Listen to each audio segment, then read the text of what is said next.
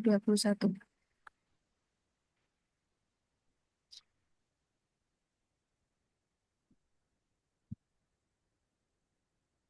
Di sini saya akan mempresentasikan yaitu mengenai seminar proposal dengan topik pengaruh pengalaman praktik kerja lapangan atau PKL dan digital literasi terhadap kesiapan kerja siswa kelas 12 SMK Batik 2 Surakarta.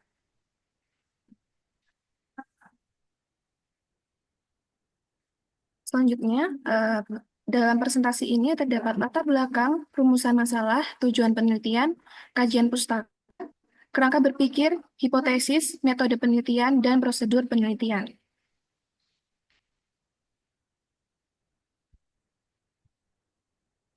Yang pertama, mengenai latar belakang dalam penelitian ini. Yang pertama, rendahnya tingkat pendidikan di Indonesia serta fasilitas yang kurang memadai mengakibatkan kualitas tenaga kerja menjadi rendah.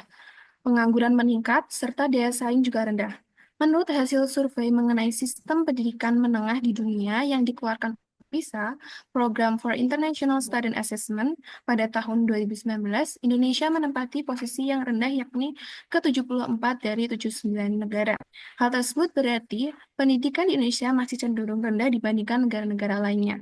Yang kedua, berdasarkan data Biro Badan Pusat Statistik, BPS tingkat pengangguran terbuka atau TPT pada Agustus 2023 mencapai 5,32% dari total angkatan kerja. Tingkat pengangguran terbuka pada jenjang pendidikan sekolah menengah kejuruan atau SMK masih yang paling tinggi dibandingkan tamatan jenjang pendidikan lainnya, yaitu sebesar 9,21% pada Agustus 2023. Sekolah menengah kejuruan atau SMK merupakan landasan edukatif yang merencanakan untuk menyiapkan SDM yang siap bekerja sesuai dengan keunggulan dan penguasaan masing-masing menurut Yusa Dinata tahun 2021. Selanjutnya, terdapat tracking data lulusan tahun 2023 SMK Batik 2 Surakarta, yaitu terdapat 4 keterangan. Yang pertama, bekerja dengan jumlah siswa 59 dengan persentase 37%. Yang kedua, belum bekerja dan lain-lain dengan jumlah siswa 44 dengan persentase 29%. Yang ketiga, melanjutkan pendidikan dengan jumlah 7 siswa dengan persentase 4%. Serta yang terakhir ada wirausaha dengan jumlah 48 siswa dengan persentase 30%. Total keseluruhan data lulusan tahun 2023 SMK Batik 2 Surakarta yaitu 132. Berdasarkan data di atas, diperoleh informasi bahwa masih banyaknya siswa lulusan SMK Batik 2 Surakarta yang belum bekerja atau masih dalam masa tunggu dan terdapat ketidakselasan sesuai keahlian yang dimiliki dengan bidang pekerjaan.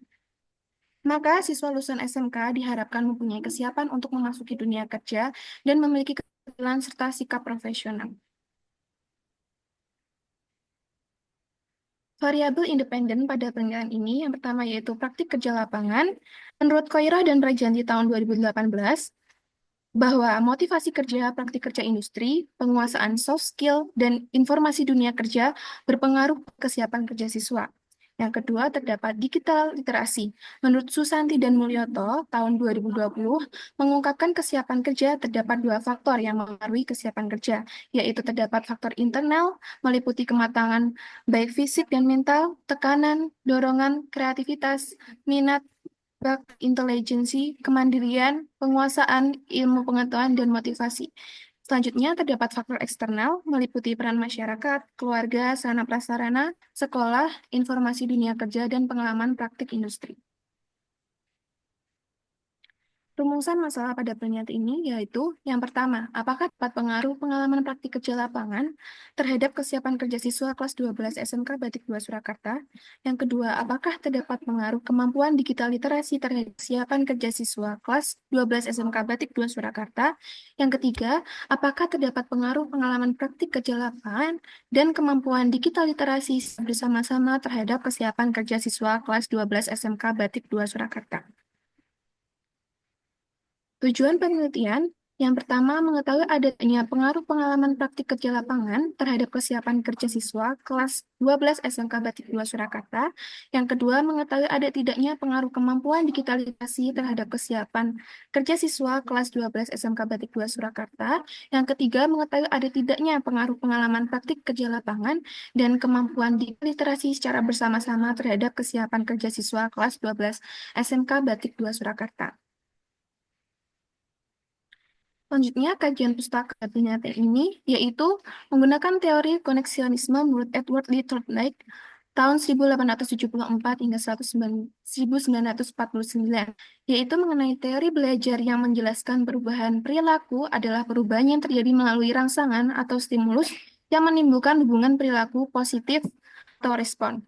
Pada teori koneksionisme ini, terdapat tiga hukum belajar, ya, yaitu hukum kesiapan atau law of readiness, yang kedua hukum latihan atau of exercise, yang ketiga ada hukum akibat atau law of effect. Teori ini digunakan dalam penelitian, khususnya hukum kesiapan yang memberikan visualisasi penting mengenai kesiapan seseorang untuk belajar dan merespon. Kesiapan kerja yang dimaksudkan sebagai suatu atau keadaan di mana lulusan dalam kesiapan dan kemungkinan untuk menemukan pekerjaan. Menurut Kapareliotis tahun 2019, indikator yang digunakan dalam kesiapan kerja meliputi yang pertama, mempunyai pertimbangan yang logis dan objektif. Yang kedua, kemampuan dan kemauan untuk bekerja sama dengan orang lain. Yang ketiga, mampu mengendalikan diri atau emosi. Yang keempat, memiliki sikap kritis. Yang kelima, keberanian untuk menerima tanggung jawab secara individual. Yang keenam, kemampuan beradaptasi dengan lingkungan dan perkembangan teknologi. Yang ketujuh, mempunyai ambisi untuk maju dan berusaha mengikuti perkembangan bidang keahlian. Indikator yang digunakan dalam kesiapan kerja terdapat 7 indikator dengan masing-masing telah ditentukan subindikator.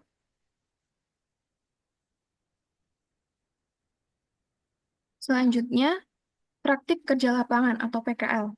Pendidikan dan Teknologi pada tahun 2021, praktik kerja lapangan merupakan pembelajaran bagi peserta didik SMK atau MAK, SMALB, dan LKP yang dilaksanakan melalui praktik kerja di dunia kerja dalam jangka waktu tertentu sesuai dengan kurikulum dan kebutuhan dunia kerja.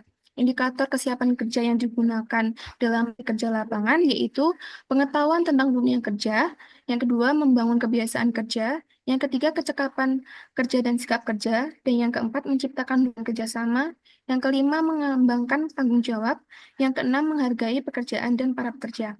Dari 6 indikator tersebut, peneliti telah merumuskan indikator.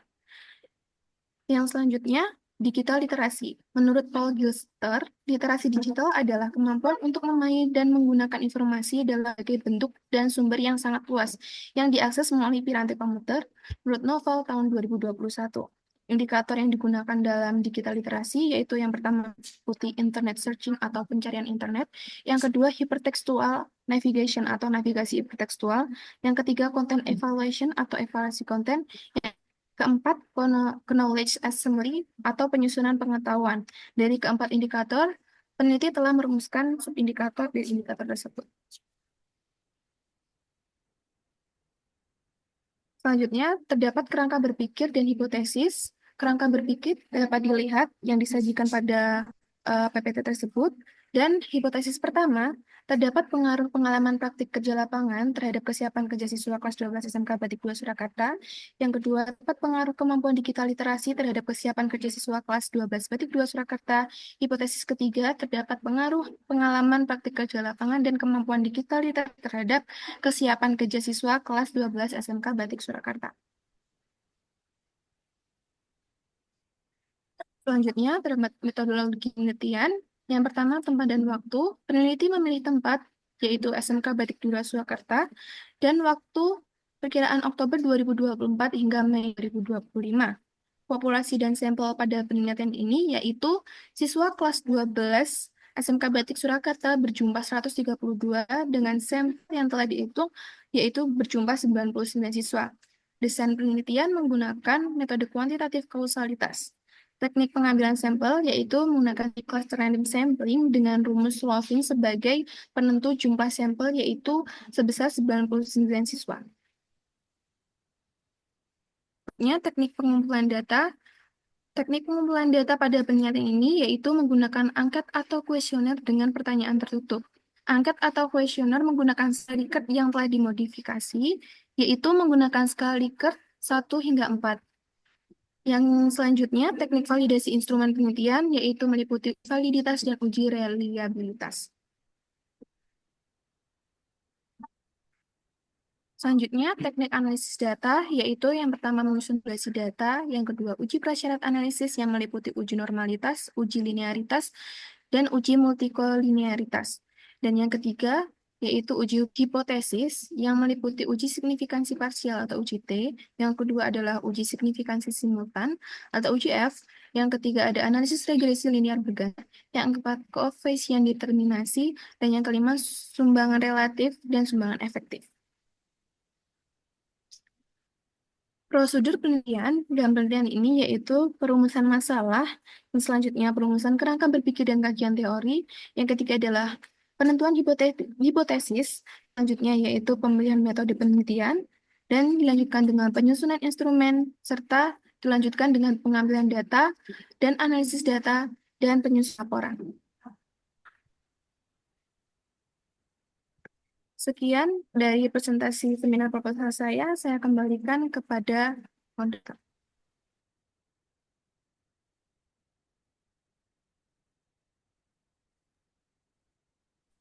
Untuk selanjutnya, yaitu sesi tanya jawab. Saya persilakan kepada para peserta seminar yang ingin bertanya untuk bisa raise hand atau bisa bertanya melalui chat Zoom.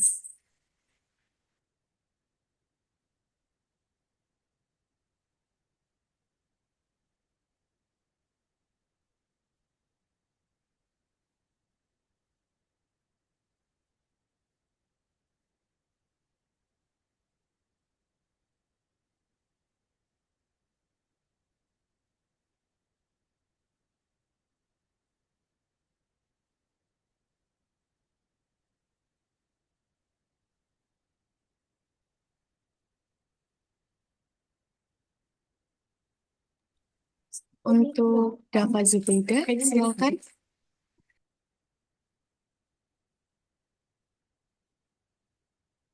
Baik, sebelumnya saya Dava Zubeida, NIM K75210024. Izin bertanya, eh, mengapa lebih memilih menggunakan skala Likert 1 sampai 4? Terima kasih.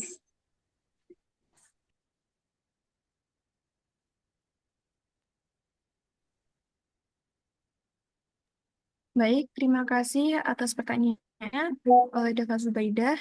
Eh, Mengapa saya memilih skala Likert 1 sampai 4 pada penelitian tersebut?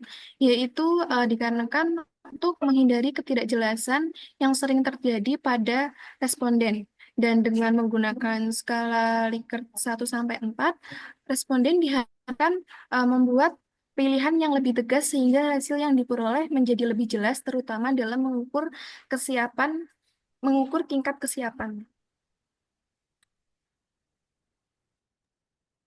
Baik, untuk Saudari Dava Zubeida, apakah ada tanggapan?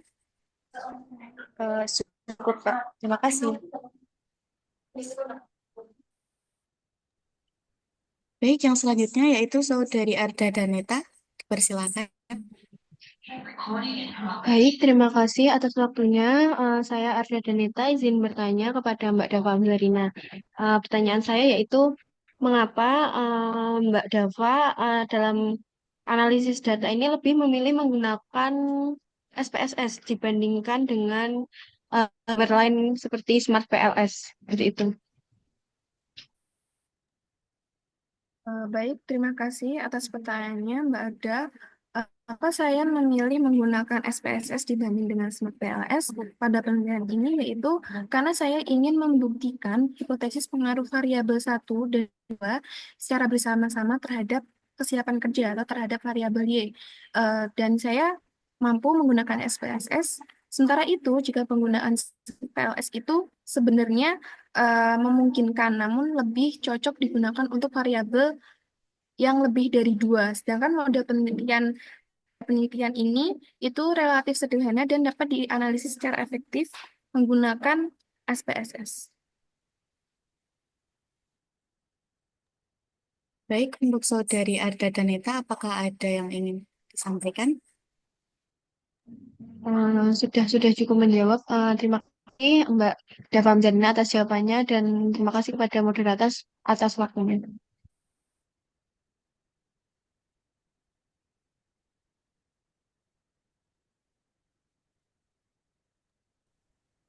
Baik, yang selanjutnya yaitu tanggapan dari dosen pembahas, ada Bapak Jumianto Widodo, SOS MSI. Waktu dan layar saya persilahkan. Ya, terima kasih. Suara saya bisa didengar.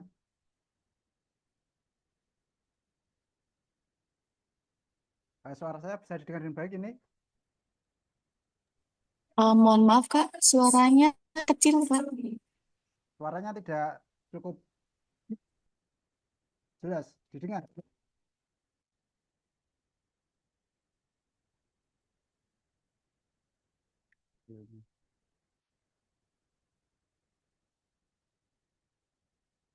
Bagaimana sekarang? Masih kecil itu Pak. Masih kecil. Coba saya lepas.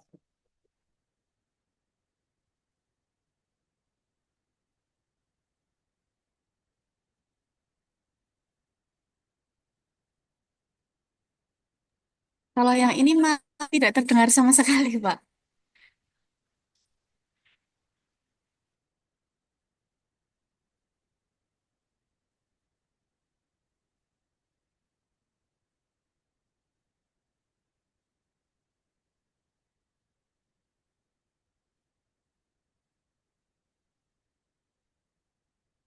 Mohon maaf, Bapak. Ini suaranya masih belum terdengar. Pak Jum, suaranya belum.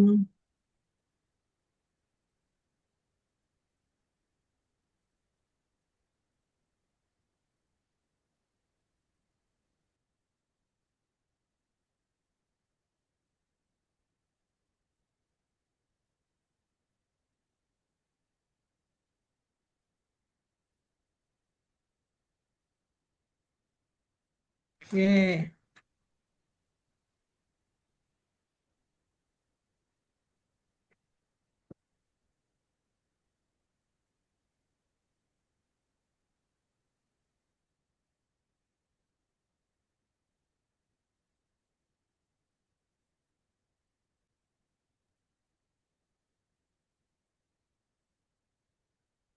Atau saya dulu ya Mbak ya, Mbak moderator atau gimana sambil menunggu Pak Jumianto. Nggih Bu, tidak apa-apa. Ya, oke. Ini yang presentasi Mbak Dava ya, Zarina ya. Oke, Mbak Dava. eh, Nanti data dari 3 variabel bentuknya seperti apa Mbak Dava? Variabel X1 nanti bentuknya kayak apa? Variabel 2 kayak apa? Variabel Y-nya kayak apa? Oh enggak. Maaf, apakah Bentuk bisa data sudah didengar? bentuk data di Oh, sebentar ini Pak Jum sudah. Sampun Pak ya. Jum sudah, enggak apa-apa Pak Jum dulu. Oke, oke, siap. Sampun Pak Jum. Oke, ngapunten. Ini ganti Oh, peserta nggih, kunci ini ya, nggih. terusan. Baik, Mbak Dava ya. Mbak Dava Am Amzarina. Oke. Mbak Dava memilih kuantitatif ya, metode kuantitatif ini dasarnya apa Mbak? Kenapa nggak kualitatif yang Mbak bisa mendalami satu apa namanya fakta empiris yang di situ bisa sangat menarik gitu. Jadi alasannya apa Mbak? Mohon maaf Pak Jum. Untuk suaranya masih kecil itu Pak. Ini volume kami di sini sudah besar tapi masih belum terdengar itu. Oh, belum terdengar juga. Oke. Mungkin di soundnya Pak, real text itu Pak. Sekarang, Masih kecil? ya Allah.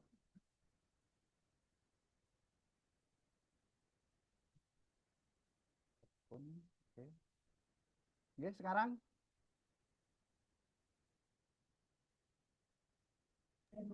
Mungkin di setting Zoom-nya Pak yang belum di setting sama bapaknya, jadi suaranya masih kecil. Kecil terus ya. Atau yang untuk ponnya itu kurang dekat anunya Pak, apa namanya? Yang untuk bicara itu kurang dekat ke anunya, apa speakernya Pak, speakernya. Kalau suara dari Bu Prof. Tri ini sudah jelas saya dengar, tapi suara saya malah tidak didengar gitu. Iya ya, suara Zoom masih masih lembut-lembut itu Pak, belum. Astagfirullah, sebentar ya Bu ya. Ya, ya enggak apa-apa, kita Atau tunggu Bu nanti. Tri Rumiyin, saya coba perbaiki Oh gitu, mikrofon. J, J, oke. J, ngapunten sangat. Oke, oke. Sambil memperbaiki Pak Jumianto, ada beberapa pertanyaan. Tadi pertanyaan saya sudah dijawab, Mbak Dava, monggo.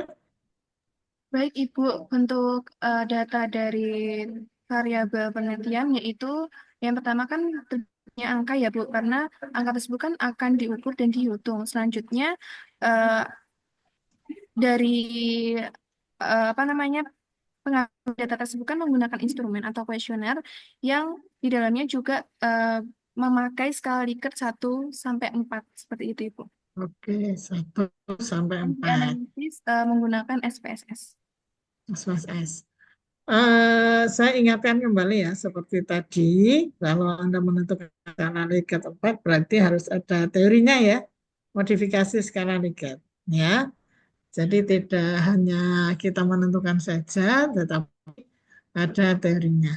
Kemudian, Mbak Dava sudah ada bayangan instrumen sudah mulai diurut atau belum?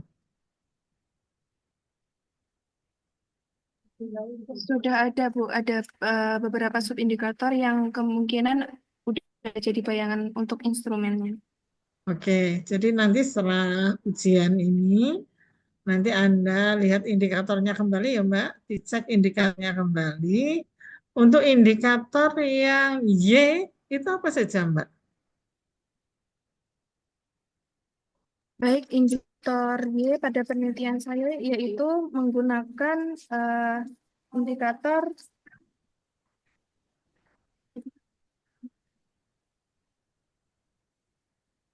mempunyai pertimbangan yang logis dan objektif, yaitu yang kedua, kemampuan dan kemauan untuk bekerja sama dengan orang lain. Yang ketiga, mampu mengendalikan diri atau emosi. Yang keempat, memiliki sikap kritis. Dan yang kelima, keberanian untuk menerima tanggung jawab secara individual. Dan yang terakhir, yaitu kemampuan beradaptasi dengan lingkungan dan perkembangan teknologi. Oke, nanti indikator tadi dibuatkan subnya dan dibuatkan instrumennya ya Mbak Deva ya. Setelah itu dibuat pernyataan-pernyataan untuk mengambil data di lapangan. Kemudian tryout-nya di mana, Mbak? Baik, Ibu, untuk tryout, kan saya mengambil populasi kelas 12 SMK Batik 2 Surakarta, yaitu berjumlah 132. Kemudian dari penghitungan sampel menggunakan rumus Levin itu terdapat 99. Jadi sisanya kemungkinan saya akan mengambil uh, minimal 30 untuk dijadikan tryout. Seperti itu. Oke. Sudah ada ketentuan harus 30 begitu, Mbak Dava? Menurut siapa itu? Ada landasan teorinya?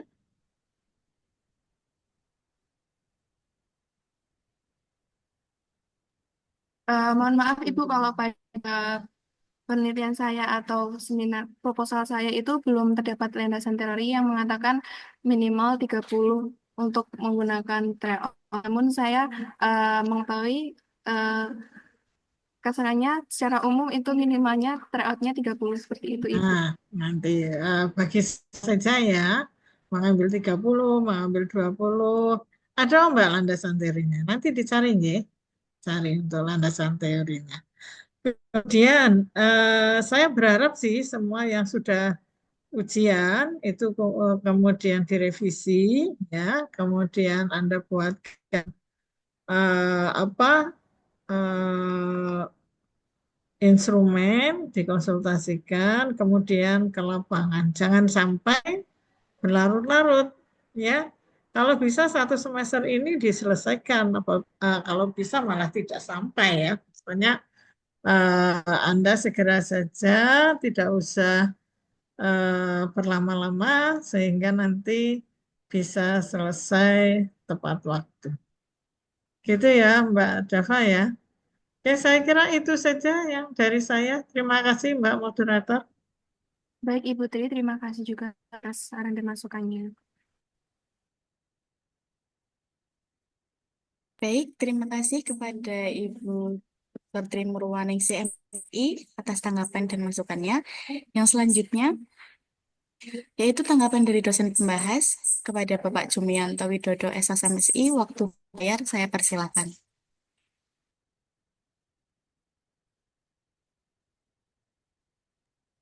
Mohon maaf, Pak, suaranya belum dengar. Nggih, belum terdengar, Pak. Nggih, Pak. Yang dari Pak, yang dari laptop aja Pak, enggak bisa kah? Enggak usah pakai itu, enggak usah pakai apa, headset, enggak bisa. Ya bisa juga. Ini Sini, mungkin laptopnya sudah mulai. ini bisa dengar nggak ini sekarang? Sudah agak terdengar, mungkin agak agak maju ke laptopnya ya Pak. Coba. Mbak Dava sudah mendengar ya? Sedikit sudah mendengar, Ibu. Ya, ya. Monggo Ya, Pak Jum. saya yang keras saja. Ya, Mbak Dava, kenapa Mbak Dava seneng yang metode kuantitatif dibanding kualitatif, Mbak?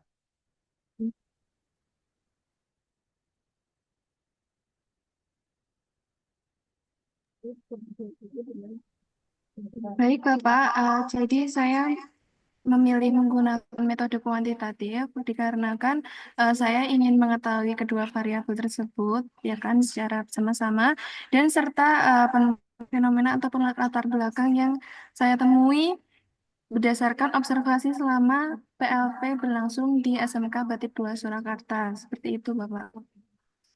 Iya, maksud saya kalau kita bicara kesiapan kerja ini kan bersifat kualitatif sebetulnya ya. Maksudnya bisa juga di kuantitatif, tapi orang siap kerja itu kan banyak faktor gitu. Jadi setiap orang berbeda dari orang yang lain. Paling pas sebetulnya kualitatif, Mbak Dava. Dia baik, Bapak. Ya, tapi nggak apa-apa ya. Ini untuk latihan penelitian S1 boleh. Nah, sekarang yang saya tanya adalah kenapa memilih untuk X2-nya ini kemampuan digital literasi, Mbak, bukan komputer literasi.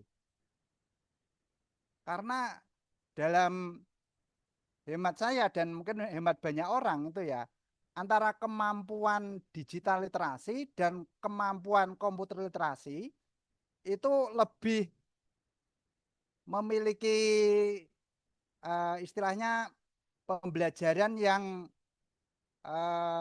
harus betul-betul dengan komputer literasi gitu. Kalau digital literasi kan di situ ada pemanfaatan smartphone, internet, dan sumber data lainnya, dan itu kayaknya semua generasi yang sekarang itu sudah digital literasi deh, itu enggak ada sesuatu yang dituntut lebih gitu loh untuk mereka agar kemudian menguasai gitu loh, Mbak. Gimana, Mbak? Baik, Bapak. Jadi saya mengapa memilih variabel X2-nya itu digital literasi dikarenakan pada penelitian ini berdasarkan pada beberapa alasan ya Pak yang relevan dengan perkembangan zaman dan kebutuhan keterampilan pada peserta didik di dunia kerja saat ini. Nah, jika pengetahuan saya, kalau untuk komputer literasi itu eh, lebih terbatas pada keterampilan menggunakan kayak seperti perangkat keras dan perangkat lunak dasar komputer kayak gitu. Tapi namun menurut saya digital literasi itu selain itu bisa mencakup kemampuan yang lebih luas untuk menggunakan teknologi digital dan perangkat terkait termasuk seperti kayak kemudian internet, aplikasi digital, media sosial, bahkan bisa untuk komunikasi online juga gitu. Jadi menurut saya kalau untuk kesiapan kerja pada siswa itu lebih sangat eh, relevan dengan kebutuhan dunia kerja yang modern yang melibatkan berbagai platform media digital seperti itu, Bapak. Ya, ya, saya bisa tangkap. Cuma kan saya coba tanya, satu kelas itu punya HP semua enggak? Punya, Bapak. Nah, apakah ada yang kesulitan menggunakan HP? Beberapa juga ada yang kesulitan untuk menggunakan handphone, Bapak, seperti menggunakan seperti aplikasi seperti itu. Siswa belum paham. Kayak contohnya pada observasi saya itu mengirimkan file praktek seperti Word seperti itu ke Gmail ataupun Google Drive pada perangkat handphone itu mereka belum paham seperti itu. Jadi pahamnya mereka itu hanya mengirimkan seperti lewat WhatsApp desktop seperti itu. Dan untuk aplikasi-aplikasi atau media pembelajaran di SMK Batik 2 Surakarta itu secara online belum terpenuhi gitu Pak. Jadi ketika saya mencoba untuk menggunakan media pembelajaran secara online kepada siswa-siswa, mereka cenderung kesulitan untuk mengaplikasikannya gitu karena mereka belum familiar atau belum pernah menggunakan media pembelajaran dari guru mereka seperti itu. Ya, ya. Ya, ya boleh ya, silahkan. Tapi ya itu tadi ya Mbak ya, ini sangat potensi untuk menimbulkan banyak pertanyaan ya. Karena digital literasi itu bisa dikatakan hal yang sekarang ini sudah mafhum gitu ya semuanya. Terus ditambah lagi tadi informasi dari Mbak Dava, ternyata mereka tidak paham menggunakan beberapa aplikasi yang aplikasi itu jangan-jangan mereka sekolah tidak boleh bawa HP ya Mbak ya. Ya kan berarti penelitian Mbak ini kalau meneliti digital literasi siswanya nggak boleh bawa HP ya gimana? Itu kan jadi anu nanti kontradiktif ya Mbak ya. Nanti coba dipertimbangkan lagi ya Mbak ya. Nah, termasuk tadi disebutkan software eh, komputer literate Word. Nah, itu kemungkinan sekolah itu masih mementingkan penguasaan MS Office, ya Excel, PowerPoint, Word atau bahkan apa namanya software-software tambahan yang lain itu sangat dipentingkan oleh pihak sekolah gitu loh Mbak. Sementara kalau digital literasi itu ya bisa dikatakan kayak eh, berbenturan dengan situasi empiris di sekolah gitu Mbak ya. Tapi ya nggak apa-apa, nanti silakan itu konsultasikan lebih lanjut dengan pembimbing agar nanti ada kemantapan ya Mbak ya. Baik, Bapak. Nanti Oke. Nah, kemudian yang berikutnya Mbak. Yang berikutnya ini tadi disampaikan tryout-nya itu di siswa SMK itu ya Mbak ya. Iya, Bapak. Ya, ya oke, nggak apa-apa gitu ya. Tadi yang disampaikan Bu Prof. Tri juga betul ya. Jadi jangan langsung mengatakan itu skala Likert ya Mbak ya. Itu skala Likert itu ada 5. Yang 4 itu skala yang bisa dikatakan pengembangan dari skala Likert. Nah namanya jangan skala Likert ya. Misalkan skala Likert atau pengembangan skala Likert oleh siapa yang pencetusnya ya. Lebih baik, Begitu Bapak. Mbak. Ya. Pak Sugiono atau ada juga siapa gitu yang lainnya itu ya. Nah, ini tapi di sini tulisannya kok kepada mahasiswa ya, Mbak ya. Mohon maaf, Bapak. Apa tidak terdengar? Ini tryoutnya kok kepada mahasiswa ya, Mbak ya. Oh iya, Bapak, saya salah untuk memasukkannya. Harusnya Salah kepada siswa. salah tulis ya. Oke. Oke. Nah, terus yang berikutnya, Mbak, nanti untuk memilih indikator itu Mbak harus membuat semacam pertimbangan ya Mbak ya. Kenapa memilih indikator yang A, kenapa enggak yang B? Paham Mbak Dava? Baik, Bapak. Jadi dari indikator yang saya pilih itu harus terdapat kejelasan atau pemahaman mengapa saya memilih indikator tersebut untuk penelitian saya. Seperti itu, Bapak. Ya, kalau diperlukan ada matrik indikator ya. Matrik indikator itu artinya gini,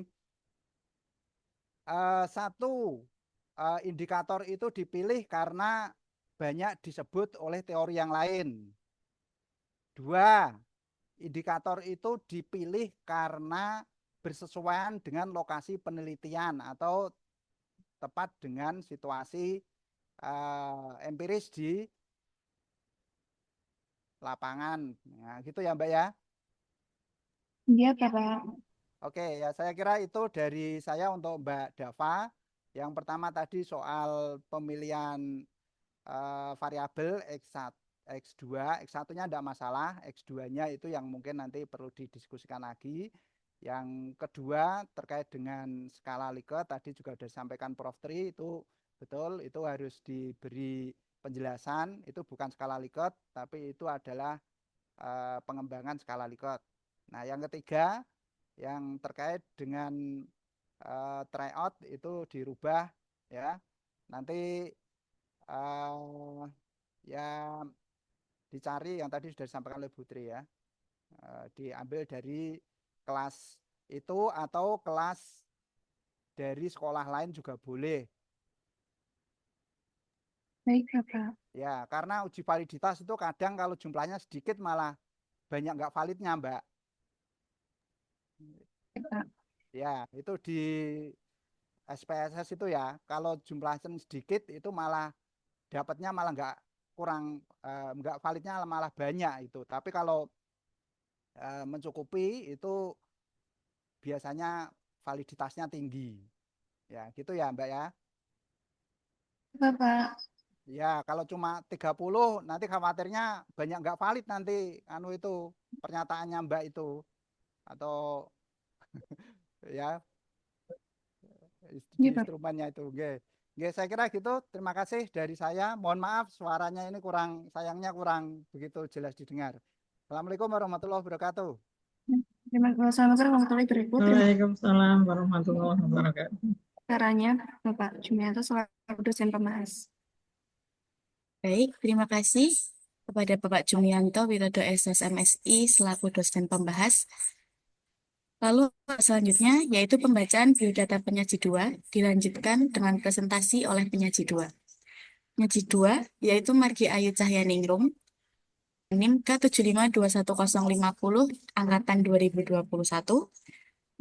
Kepada Saudari Margi Ayu Cahyaningrum, waktu dan layar saya persilakan.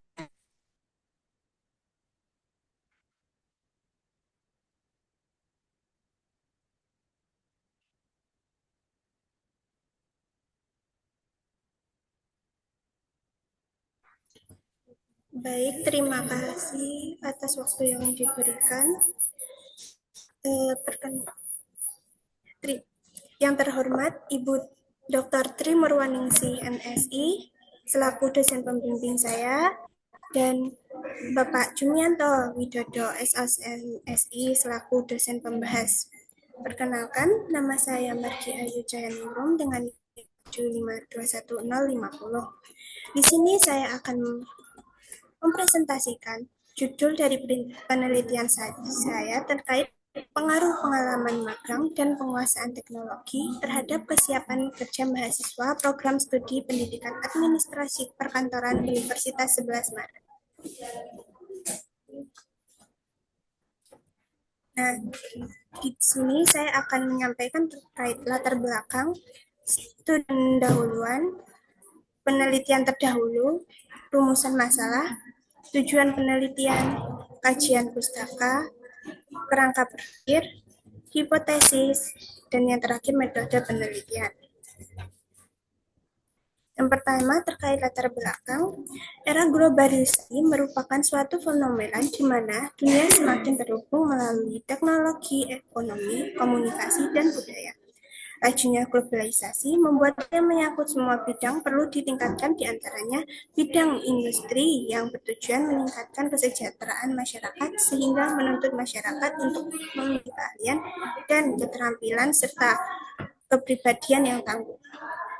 Kesiapan kerja mahasiswa dipengaruhi oleh berbagai faktor seperti pengalaman magang, soft skill, hard skill, dan lain sebagainya menurut Ahmad et al. 2019.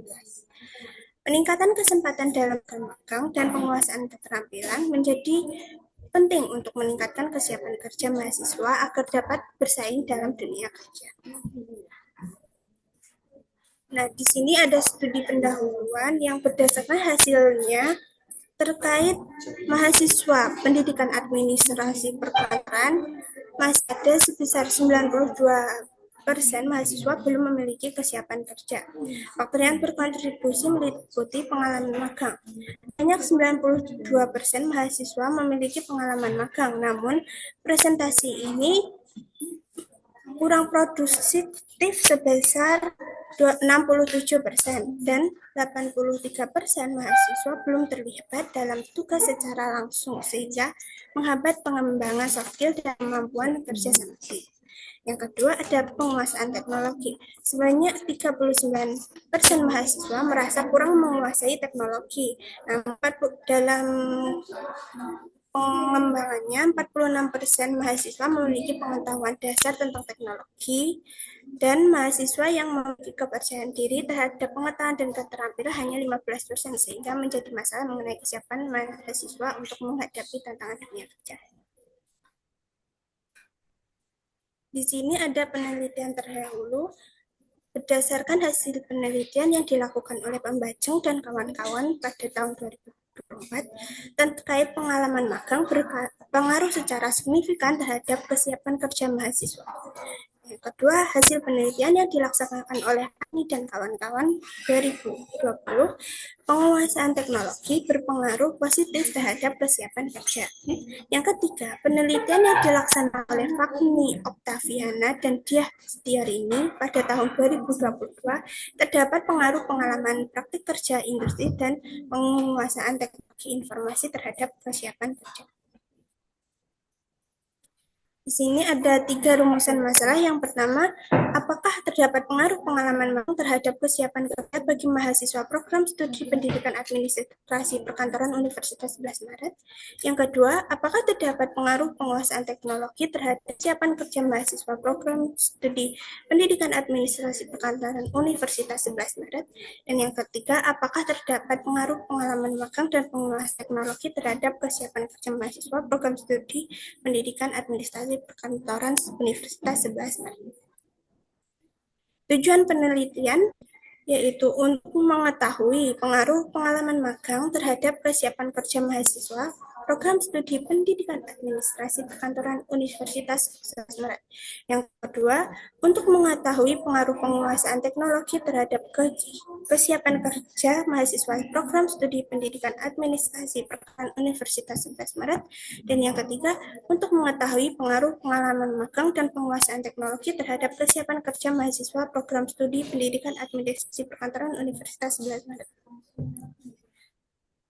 Terdapat kajian teori. Yang pertama terkait variabel kesiapan kerja. Kesiapan kerja merupakan kondisi yang mencerminkan kemampuan individu dalam memenuhi tuntutan pekerjaan secara efektif dan efisien yang mencakup aspek kesiapan mental, emosional, dan pengalaman praktis yang didukung pengetahuan, keterampilan, dan sikap sesuai standar yang ditetapkan.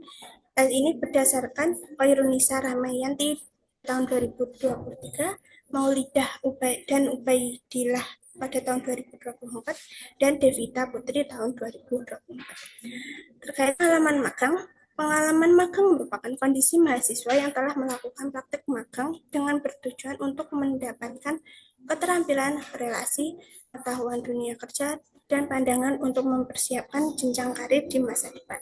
Berdasarkan Kemendikbud tahun 2016, Karurane dan Barera 2019, dan Anastasia et al. 2024, dan Farida et al. Pada tahun 2024. Yang ketiga ada penguasaan teknologi. Penguasaan teknologi adalah keterampilan dan kemampuan seseorang dalam memahami perangkat internet, organisasi, dan telekomunikasi. Berdasarkan Sihaan dan Melanie pada tahun 2019, Octaviana dan Astuti pada tahun 2022, dan Afrida et al. Pada tahun 2020. Di sini ada 3 indikator dari masing-masing variabel. Yang kesiapan kerja memiliki indikator kondisi fisik, mental, dan emosional. Keterampilan dan pengetahuan, pertimbangan dan objektif, serta kemampuan bekerja sama. Pengalaman magang terdapat keterampilan, pengetahuan, dan sikap. Dan untuk penguasaan teknologi terhadap pengetahuan dan penguasaan perangkat lunak atau software, pengetahuan dan penguasaan perangkat keras atau hardware, dan pengetahuan dan penguasaan internet serta program komputer.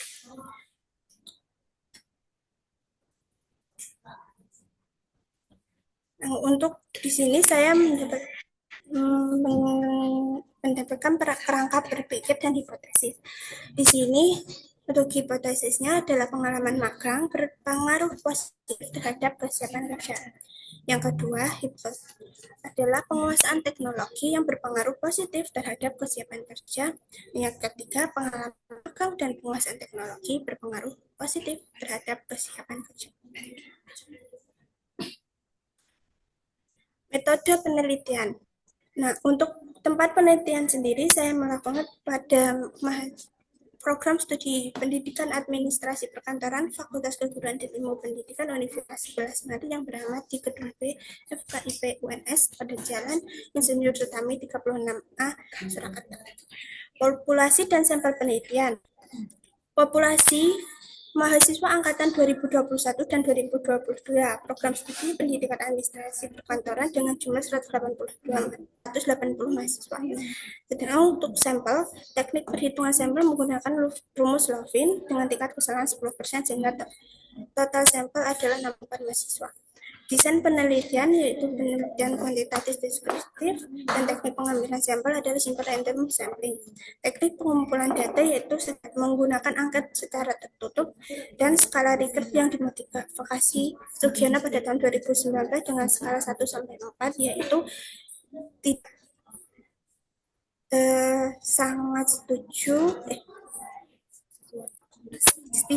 sangat tidak sesuai, sangat sesuai dan sangat sesuai. Teknik validasi instrumen yaitu menggunakan uji identitas dan uji reliabilitas. Teknik analisis data menggunakan uji asumsi elastik yaitu uji normalitas, uji multikolinearitas, uji heterodastitas, uji regresi linear berganda, dan uji hipotesis menggunakan uji parsial, uji T, uji signifikasi secara simultan uji F, uji koefisien determinasi F. Sekian presentasi dari saya, kurang lebihnya mohon maaf. Wassalamualaikum warahmatullahi wabarakatuh. Waktu saya kembalikan kepada moderator. Baik, terima kasih kepada Saudari Margia Echa Hendringrum atas semua proposal yang telah dipaparkan. Selanjutnya, yaitu sesi tanya jawab. Saya persilakan kepada para peserta seminar yang ingin bertanya untuk bisa raise hand.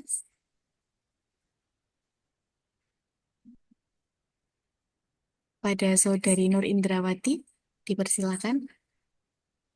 Baik, sebelumnya terima kasih untuk waktunya. Saya izin bertanya untuk Mbak Margi. Tadi kan sudah dijelaskan ya untuk metode penelitian yang bagian populasi dan sampel itu populasinya Mbak Margi menggunakan mahasiswa PAP angkatan 2021 dan juga 2022. Itu apa ya Mbak alasan kenapa menggunakan angkatan 2021 dan 2022 mahasiswa PAP? Terima kasih.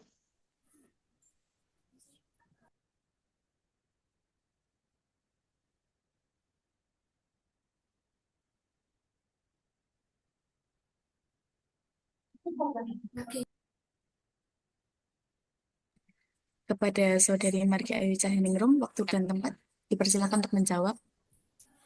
Baik, izin menjawab pertanyaan dari Mbak Nur Indrawati terkait kenapa saya menggunakan dua angkatan, yaitu angkatan 2021 dan angkatan pula. Penelitian tersebut dikarenakan saat ini pelaksanaan program magang di program studi pendidikan administrasi perkantoran itu minimal pada semester 5, sehingga angkatan yang telah melaksanakannya adalah angkatan 2021 dan angkatan 2022 sebagai angkatan yang memiliki mahasiswa.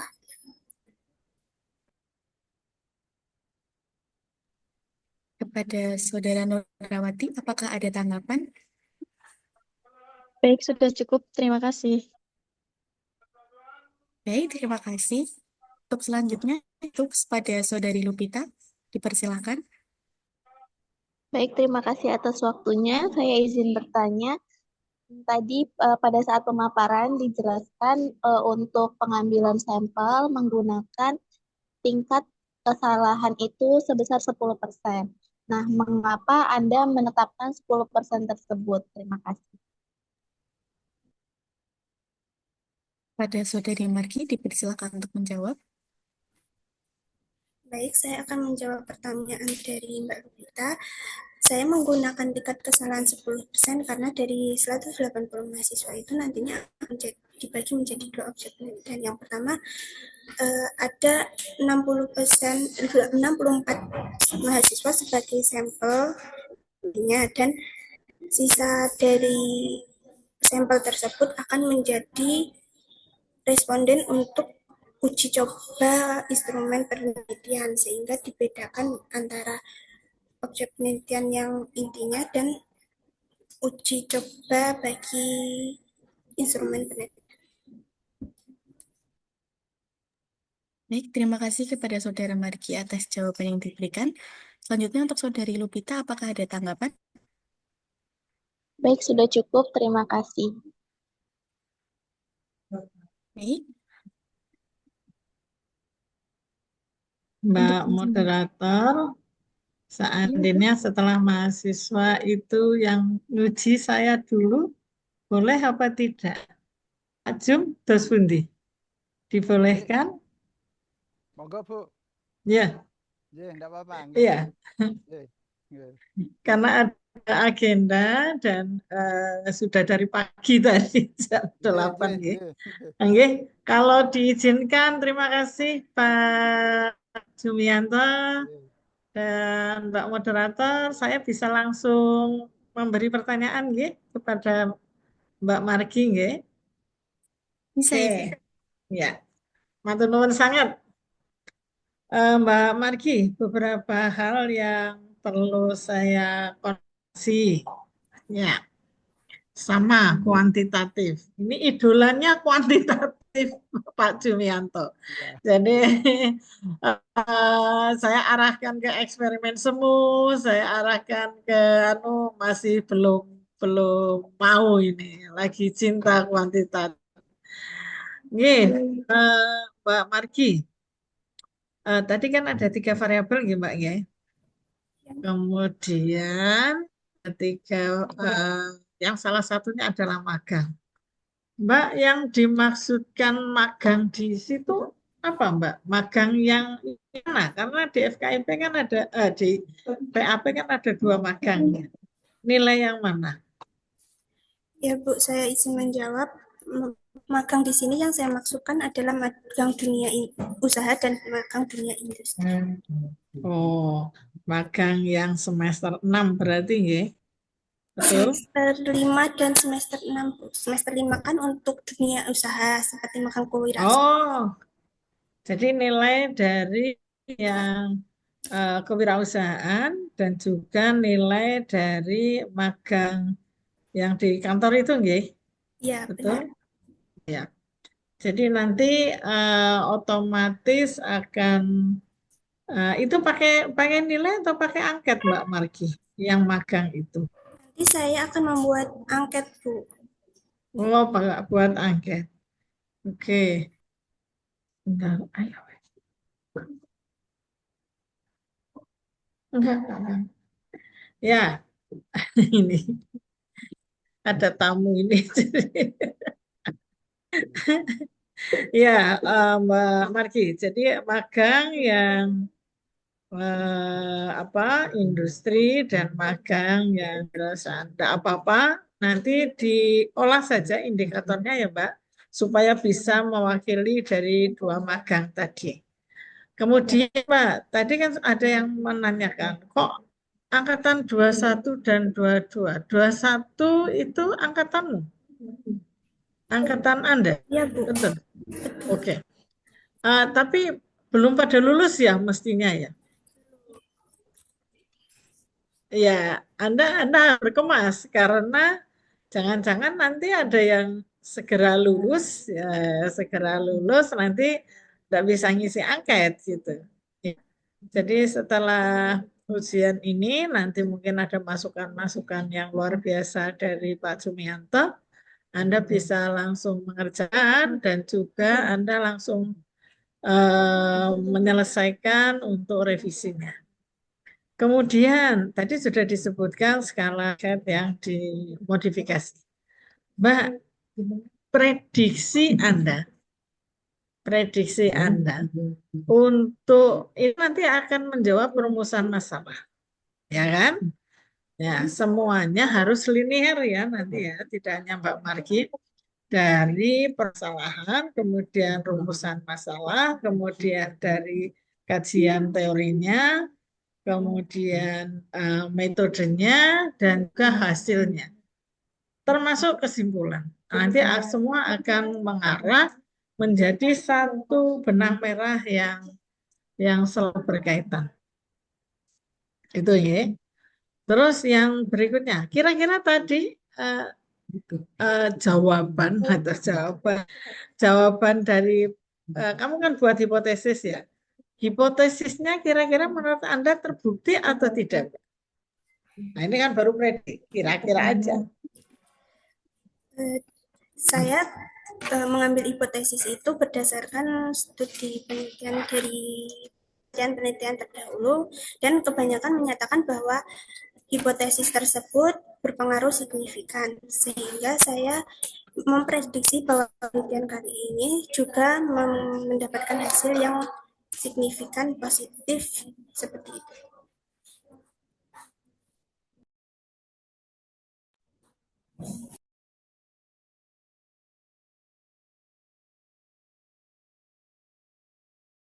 Ada. Pernah kirim itu? Oh ya. Oke, yang terakhir Mbak. Dari yang ya kamu katakan tadi kemungkinan terbukti gitu ya. Tapi terbukti dan tidaknya sebetulnya itu tergantung di apa landasan teori Mbak. Jadi nanti dicek kembali landasan-landasan teori yang mendukung dalam penelitian Anda. Kemudian kalau misalkan masih kurang ya ditambah-tambah, terutama jurnal ya. Monggo bisa mensitasi jurnal saya, kamu Google Scholar gitu nanti buka lah, insya Allah banyak bisa diambil dari jurnal-jurnal saya.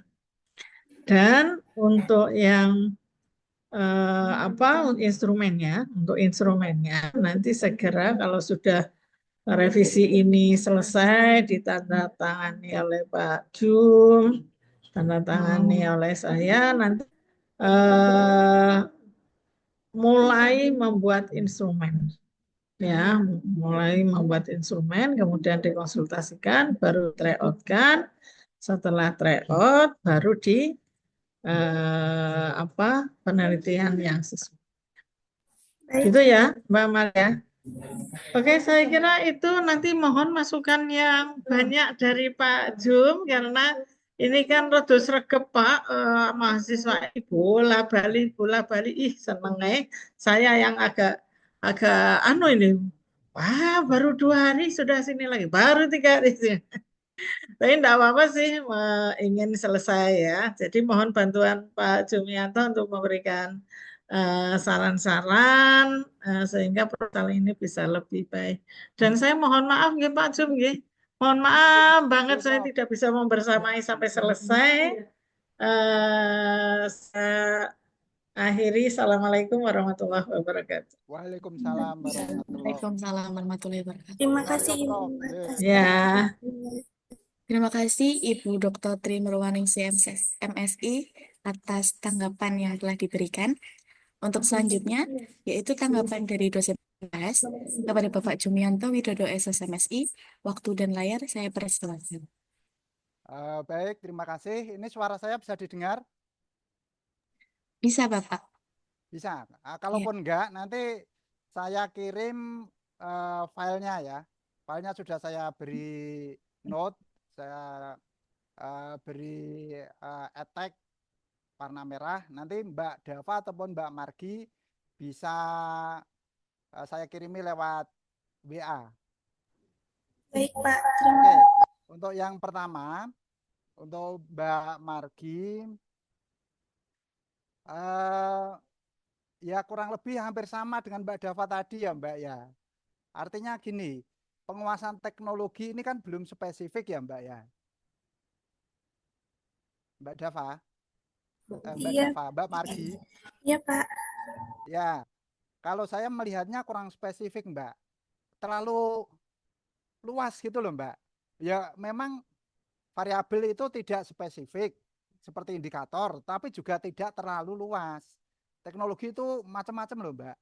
Ada teknologi informasi, teknologi komunikasi, teknologi pendidikan, teknologi medis, teknologi konstruksi, teknologi arsitektur, teknologi agrikultur, teknologi tepat guna, teknologi metalurgi. Banyak sekali, Mbak. Ya. Baik, Pak. Nanti akan saya perbaiki.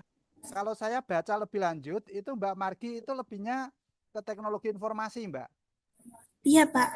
Ya, jadi jangan hanya teknologi. Kalau teknologi itu luas sekali, teknologi macam-macam itu nanti malah jadi blunder.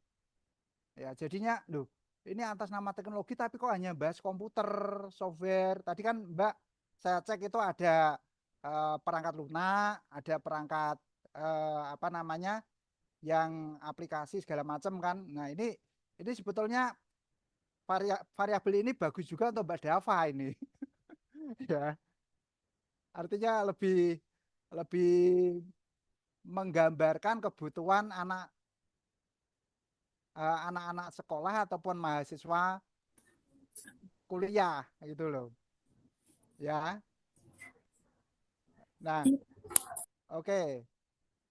Oke, yang berikutnya Mbak. Eh, Mbak Margi, tadi sudah saya sampaikan ke Mbak Dava. Itu pemilihan sampelnya kecil sekali, Mbak. 64 itu khawatirnya nanti Mbak ketika uji validitas, reliabilitas, dan seterusnya itu nanti banyak nggak validnya nanti, nggak bisa reliable juga. Baik, Pak. Nah, Ya, saya itu akan amannya ini dari pakar kuantitatif ya. Saya pernah mendengar itu 100 Mbak. 100 responden. Halo? Bisa didengar? Halo? Pak, mohon maaf, saya menggunakan device teman saya, laptop saya mati. Ya, enggak apa-apa. Suara saya bisa didengar. Bisa, Pak.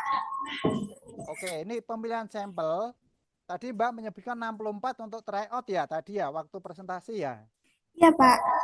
Nah, itu oke. Tapi nanti sampelnya itu seluruh angkatan 21, 22 yang jumlahnya dikurangi 64 gitu Mbak. Jadinya totalnya 180 kurangi 64 menjadi 114 ya.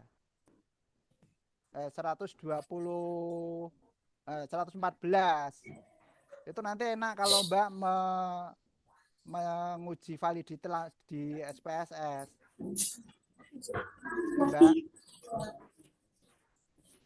Mbak Margi.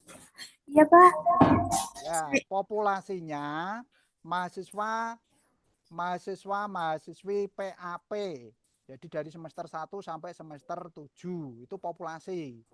Sampelnya mahasiswa angkatan 2001 dan 2002. Ya.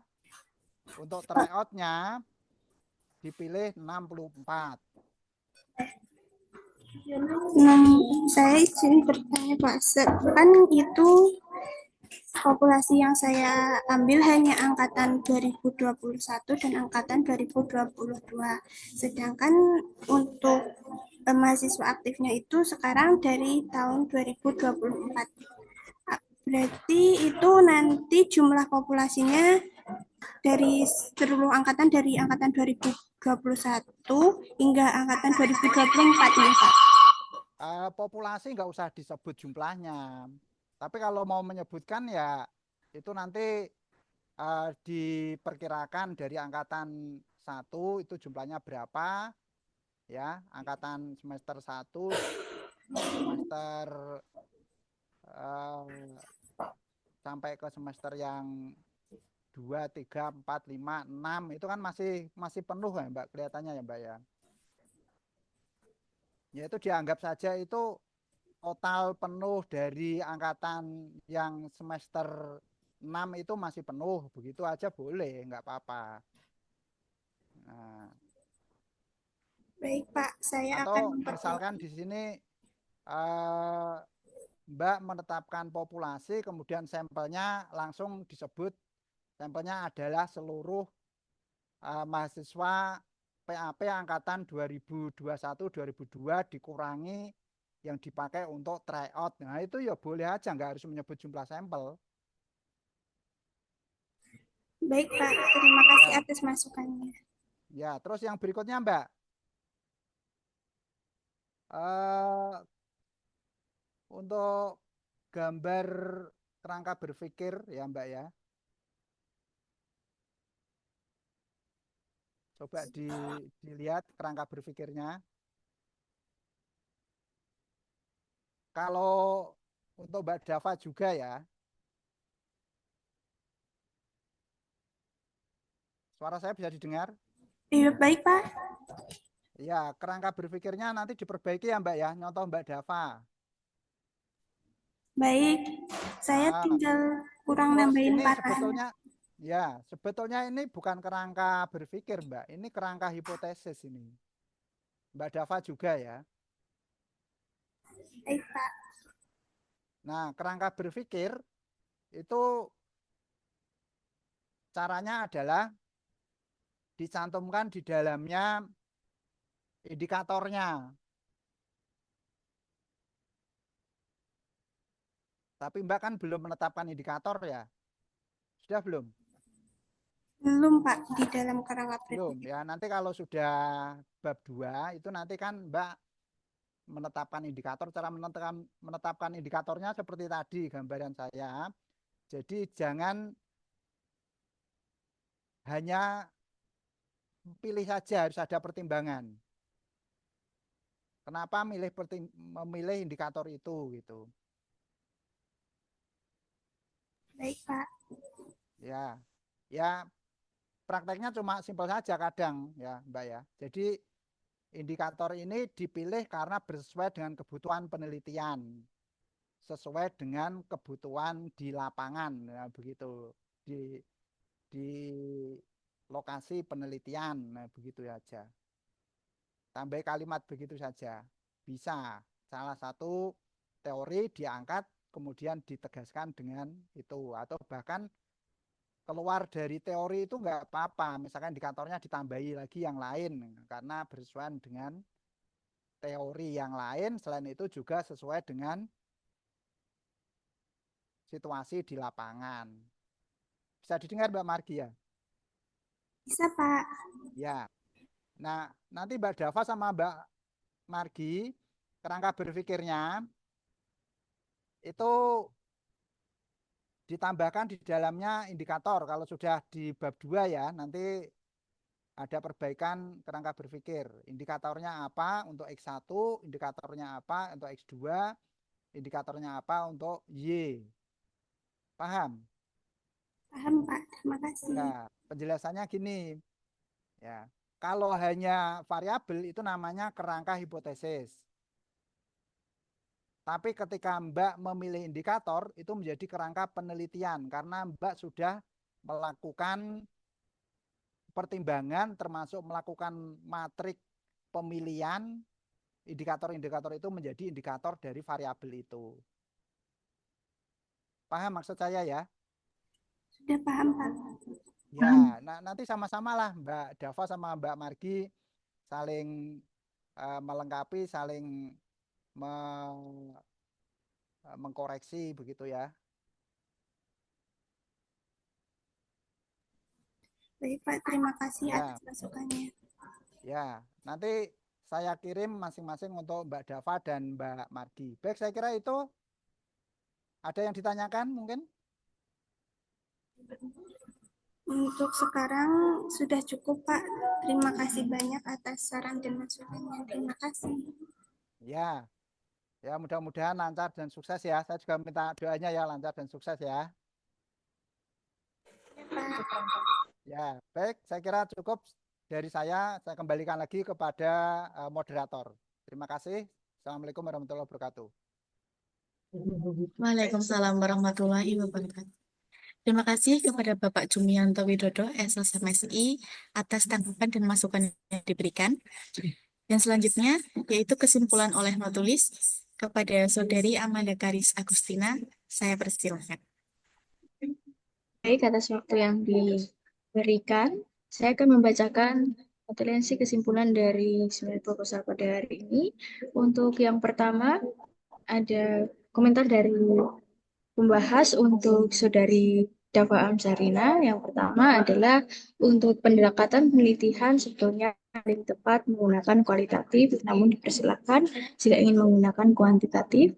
Lalu untuk pemilihan X2 yaitu digital literasi,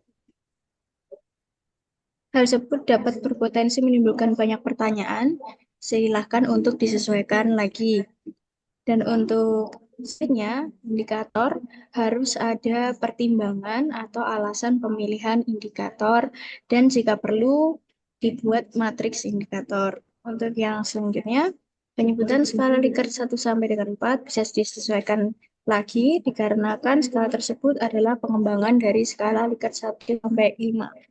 Dan untuk tryout, instrumen penelitian lebih baik lebih dari 30 responden karena jika responden terlalu sedikit akan menimbulkan banyak ketidakvalidan. Lalu yang selanjutnya ada kerangka berpikir diperbaiki lebih lagi dan ditambahkan indikator di dalamnya dan tidak hanya variabelnya saja yang disertakan. Lalu untuk Saudari Margi ada komentar yang pertama adalah untuk penguasaan teknologi belum spesifik dan masih terlalu luas, sehingga perlu disesuaikan lagi dan dilengkapi lagi. Untuk yang selanjutnya, pemilihan sampel termasuk kecil sekali, dan untuk pengujian validitas nantinya memungkinkan banyak tidaknya, dan lebih baik sampel yang dipilih adalah minimal 100 responden, dan untuk populasi dan sampel bisa disesuaikan lagi berdasarkan data dari mahasiswa yang dipilih.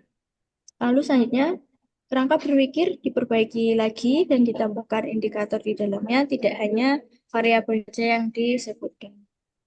Dan untuk pemilihan indikator dicantumkan alasan atau pertimbangan mengapa indikator tersebut dipilih untuk variabel-variabel yang akan diteliti.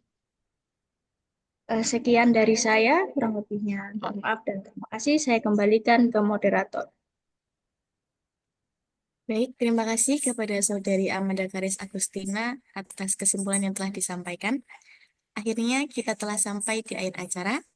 Marilah kita tutup acara ini dengan bacaan hamdalah bersama-sama. Alhamdulillahirabbil alamin. Sekian seminar proposal hari ini. Terima kasih dan maaf apabila ada kesalahan baik yang disengaja maupun tidak disengaja. Sekian. Wassalamualaikum warahmatullahi wabarakatuh. Waalaikumsalam warahmatullahi wabarakatuh. Ya, semoga yang lainnya menyusul ya. Terima Kita kasih sukses Bapak Jumianto. bersama-sama. Ya. Terima kasih, Bapak. Izin lift, selamat dan sukses untuk Mbak Dava dan Mbak Margi yang sudah melalui tahap yang pertama. Ini prestasi ini Mbak. Ya, ya saya tutup. Wassalamualaikum warahmatullahi wabarakatuh.